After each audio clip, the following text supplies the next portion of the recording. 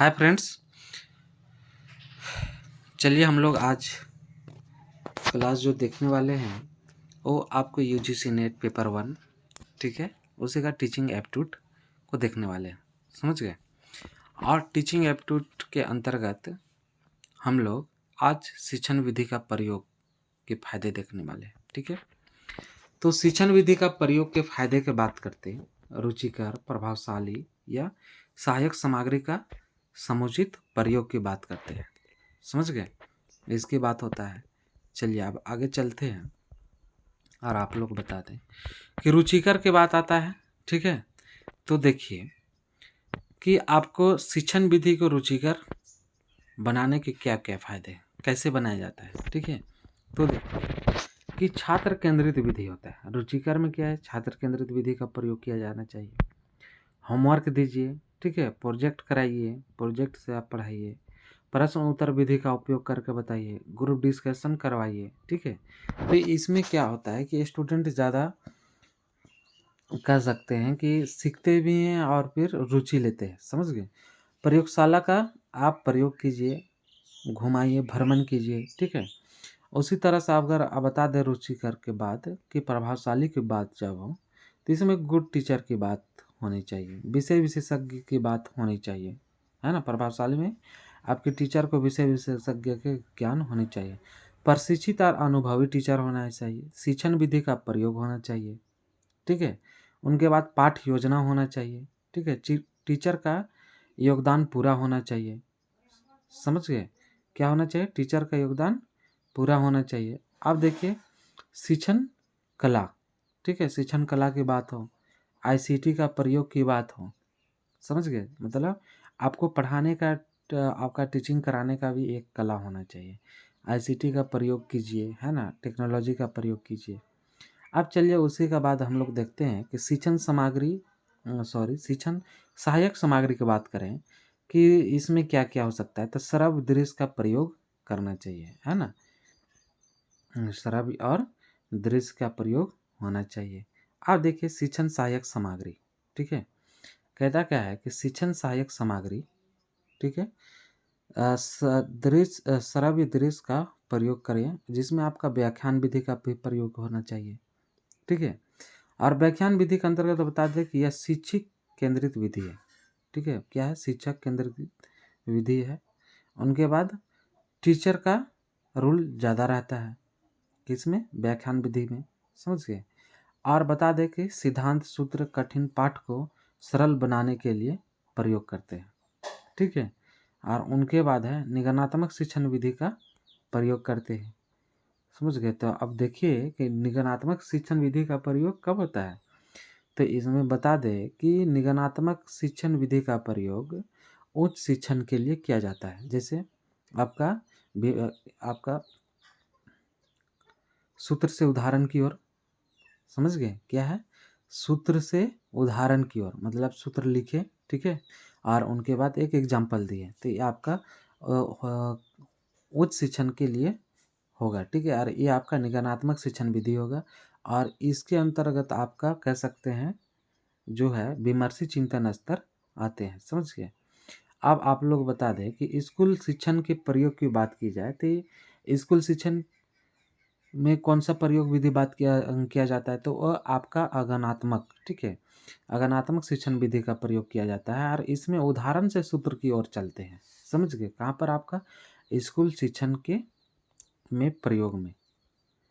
चलिए, तो इस तरह से हम लोग देख पाए। ठीक है, आप देखते हैं कि क्लास में अत्यधिक छात्र, ठीक है, क्लास में अत्यधिक छात्र होने के भी कारण आपका शिक्षण में होता है। देखिए क्लास में अत्यधिक छात्र, अत्यधिक छात्र कहने का मतलब है कि आपको 30 से 40 छात्र अगर एक क्लास में है तो उसे हम लोग बोलेंगे संतुलित क्लास। ठीक है, अगर क्लास में छात्रों की संख्या अधिक हो तो इसमें व्याख्यान विधि ठीक होता है। समझ गए। तो ज़्यादा से ज़्यादा छात्र हो तो इसमें आप व्याख्यान विधि से आप पढ़ा सकते हैं और सभी के आराम से सुनेंगे, जानेंगे, देखेंगे, पढ़ेंगे, सीखेंगे। ठीक है, चलिए आगे देखते हैं कि शिक्षण का उद्देश्य कोर्स को पूर्ण करना हो तो व्याख्यान विधि का प्रयोग होना चाहिए। समझ गए। अत्यधिक ज्ञान प्राप्त करना हो तो व्याख्यान विधि का प्रयोग होना चाहिए। ठीक है, क्या अत्यधिक ज्ञान प्राप्त करना हो। उनके बाद कोर्स का रिवीजन करना हो तो भी व्याख्यान विधि का प्रयोग करना चाहिए। सूचना और विचार का उपयोग करने के लिए भी आपका व्याख्यान विधि का प्रयोग करना चाहिए। आप देखिए कि सेमिनार, ट्रेनिंग, है ना, सब में इस समय क्या है कि व्याख्यान विधि का प्रयोग किया जाता है। व्याख्यान विधि, ठीक है, व्याख्यान विधि आपका ब्लैक बोर्ड, ठीक है, व्याख्यान विधि जो है ब्लैक बोर्ड, सहायक सामग्री, चौक, ठीक है, ब्लैक बोर्ड का जो बात किया जाए, व्याख्यान विधि ब्लैक बोर्ड सहायक सामग्री है। ठीक है, और इसी के अंतर्गत एक आपका चौक एवं टॉक विधि का, इसे चौक और टॉक का विधि भी कहते हैं, ब्लैक बोर्ड। ठीक है, चौक एवं टॉक विधि। अब देखिए आप लोग को बता दें कि प्रारंभिक शिक्षण, प्रारंभिक शिक्षण क्या है, ये आपका प्राचीन विधि है। प्रारंभिक शिक्षण कह सकते हैं या फिर प्राचीन विधि कह सकते हैं। समझ गए। ठीक है फ्रेंड्स, तो अब आप लोग को बता दें कि एक क्वेश्चन के माध्यम से हम लोग और भी अधिक स्पष्ट करेंगे। इसमें एक एग्जाम्पल दिया है कि विषय वस्तु या घटना को अच्छी तरह से समझना हो, अर्थात एक पूर्ण एवं विस्तृत कथन करना होता है, किस शिक्षण विधि का प्रयोग किया जाता है। ठीक है, तो बता दें कि स्पष्टीकरण विधि। समझ गए। सुकरात ने किस विधि को प्रतिस्थापित किया। सुकरात ने किस विधि को प्रतिस्थापित किया। प्रश्नोत्तर विधि, ठीक है, उनके बाद निरीक्षण विधि, उनके बाद अनुभव एवं परीक्षण, और किस शिक्षण विधि का चरण है। तो ये आपका निरीक्षण कह सकते हैं, अनुभव कह सकते हैं, परीक्षण कह सकते हैं, ये सब आपका प्रश्नोत्तर विधि का चरण है। आप देखिए कि प्रश्नोत्तर विधि का महत्व, तो नवीनता, जिज्ञासा, रुचि, एकाग्रता, चिंतन, है ना, या मूल्यांकन, सक्रियता या अनुशासन से संबंध है। मतलब इससे आपको क्या बोलते हैं, संबंध रखता है क्या आपका प्रश्नोत्तर विधि का महत्व। समझ गए। आप देखिए कि इतिहास, ठीक है, क्या कहता है कि इतिहास के लर्नर्स को किस विधि से अधिगम करना चाहिए। कहने का मतलब अगर एक स्टूडेंट जो है हिस्ट्री का, इतिहास का स्टूडेंट है, उसको कैसे पढ़ना चाहिए, इतिहास को कैसे पढ़ना चाहिए।